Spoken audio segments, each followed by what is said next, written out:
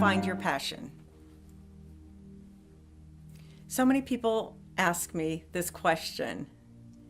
How do you find a passion? I want to be passionate about something, but I don't know what I'm passionate about. And I sometimes think, how can you not know what you're passionate about? But that's because I've been studying passion for over 20 years. So of course it's easy for me.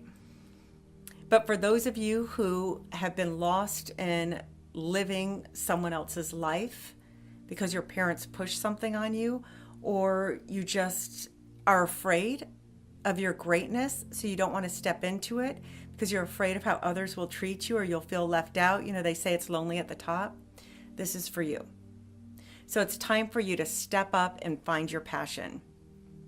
First thing you want to do is write down, who are you? What are you happiest doing?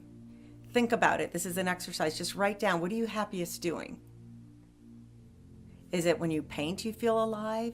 Is it when you're having coffee with friends that you feel alive? Is it even watching TV? Maybe you're a writer, so you're watching TV to studying shows. Figure out what it is that you love and write it down. And then think about, how would others describe you? How would your close friends or colleagues describe you? And write that down. What do you think they would say about you? Would they say you're a social person? Would they say you're someone who really likes their space? Would they say you're the stylish one, or the funny one, or the arrogant one? Write it down. And be honest, because this is about you. This is your private journal, your private work. And when you're done with that, think about it. If you had 5 more years to live, how would you create those 5 years? What would you do?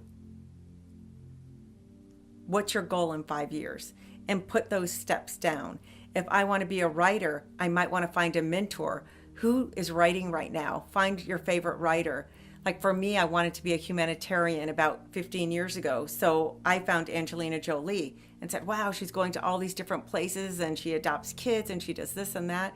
So I started traveling a lot more because I started reading about people like that. Mother Teresa, I always was, in love with her work, and Gandhi. So I always wanted to go and do this kind of work because it filled my heart and filled my soul. And then that led to my passions of giving back or teaching leadership skills and traveling, because I think traveling is the key to shift one's life. So once you take the first step, your passions will find you. You don't have to do the work because it's impossible to do anything from here. It all has to come here. So find your passion. Then write your eulogy. Pretend you're gone. Write your eulogy. What do you want people to say about you? What do you want on your tombstone? And when you have that clear, your whole life will flow. You'll know what your passion is, work backwards, and you'll get there. One thing I always love is Arnold Schwarzenegger, a story I heard about him. He came to America. He's big. He has an accent. And he said he wanted to be the number one wrestler or bodybuilder in the world. And he achieved that by a lot of hard work, by knowing what he wanted and emulating others who have done that. Then he wanted to be an actor, the number one box office star in the world. And he did that. He said, I'm going to use my accent to help me get work and be number one. He didn't say, I'm going to use my accent's holding me back. He said, I'm going to use that, like his big flaw, to be the number one actor in the world. And then he wanted to be governor, and he accomplished that. How many people could say they've done all 3, like number one in 3 different fields? Not too many. Regardless of what you think of him or not, he achieved a lot.